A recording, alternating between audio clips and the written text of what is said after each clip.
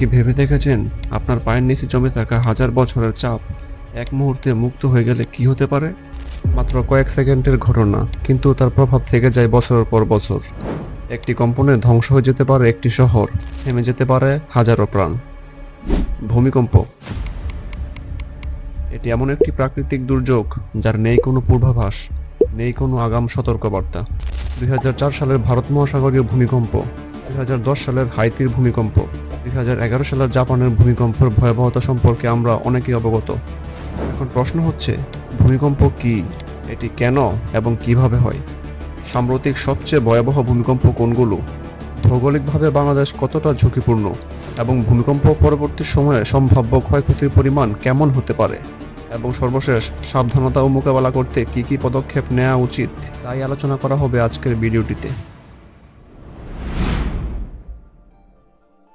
ভূমিকম্প হলো পৃথিবীর অভ্যন্তরে টেকটনিক প্লেটগুলোর গতিবিধিজনিত কারণে ভূত্বকে উৎপন্ন কম্পন। টেকটনিক প্লেট হলো পৃথিবীর ভূত্বকে বড় বড় খণ্ড বা ভাগ, যেগুলো পৃথিবীর ম্যান্টলের উপর ভেসে থাকে এবং ধীরে ধীরে সরতে থাকে।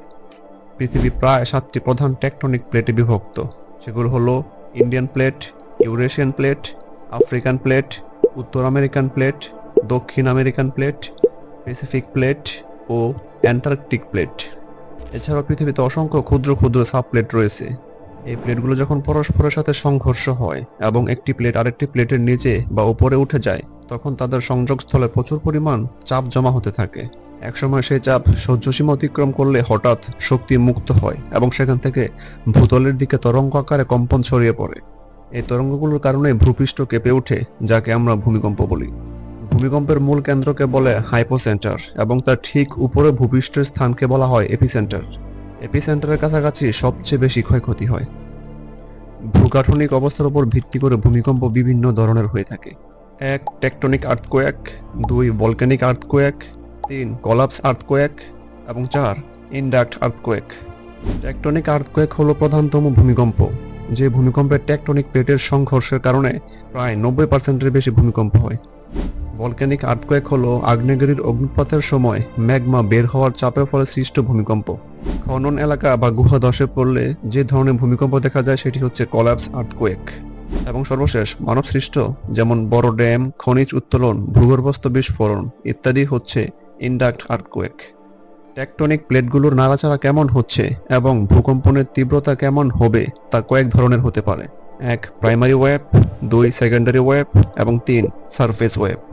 এখন প্রশ্ন হলো, কত মাত্রার ভূমিকম্পে ক্ষয়ক্ষতির পরিমাণ কেমন হয়? ভূমিকম্পে উৎপন্ন শক্তির পরিমাণ কেমন তা পরিমাপ করার জন্য যে যন্ত্র ব্যবহার করা হয় তাকে রিক্টার স্কেল বলে। রিক্টার স্কেল ব্যবহার করে ভূকম্প তরঙ্গের লগারিদমিক মান পরিমাপ করা হয়। প্রতি 1 মাত্রা বৃদ্ধির অর্থ হলো ভূকম্পনের তরঙ্গের শক্তি 10 গুণ বৃদ্ধি এবং মুক্ত হওয়া শক্তি প্রায় 32 গুণ বেশি।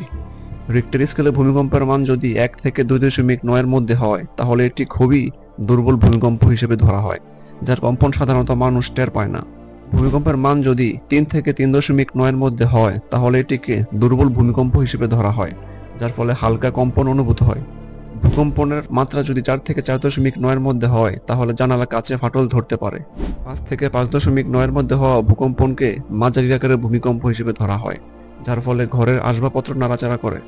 6 থেকে 6.9 এর মধ্যে হওয়া ভূমিকম্পকে শক্তিশালী ভূমিকম্প হিসেবে ধরা হয়, যার ফলে ভবনে ফাটল দেখা দিতে পারে। 7 থেকে 7.9 মাত্রার ভূমিকম্পকে ধ্বংসাত্মক ভূমিকম্প হিসেবে ধরা হয়, যার ফলে বড় আকারের ভবন ধসে পড়তে পারে। এবং 8 থেকে 9 বা তার বেশি মাত্রার ভূমিকম্পকে ভয়াবহ বিধ্বংসী ভূমিকম্প বলে, যার ফলে পুরো শহর ধ্বংস হতে পারে এবং সমুদ্রে বিশাল আকারের সুনামি সৃষ্টি হতে পারে। সাম্প্রতিক সময়ে সবচেয়ে ধ্বংসাত্মক ভূমিকম্পগুলোর মধ্যে অন্যতম হলো 2004 সালে ভারত মহাসাগরীয় অঞ্চলে ঘটে যাওয়া ভূমিকম্প। রিক্টার স্কেলে যা ছিল 9.1 মাত্রার, যার ফলে আনুমানিক ক্ষয়ক্ষতির পরিমাণ দাঁড়ায় প্রায় $15 বিলিয়ন এবং প্রাণহানির সংখ্যা ছিল প্রায় 2,30,000-এর বেশি। 2010 সালের হাইতির ভূমিকম্পের মাত্রা ছিল রিক্টার স্কেলে 7 এবং প্রাণহানির সংখ্যা আনুমানিক 2,20,000।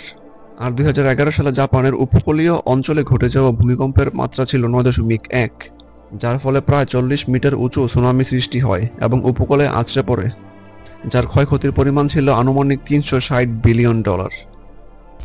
আধুনিক ইতিহাসের সবচেয়ে শক্তিশালী ভূমিকম্প হয় 1960 সালে চিলিতে।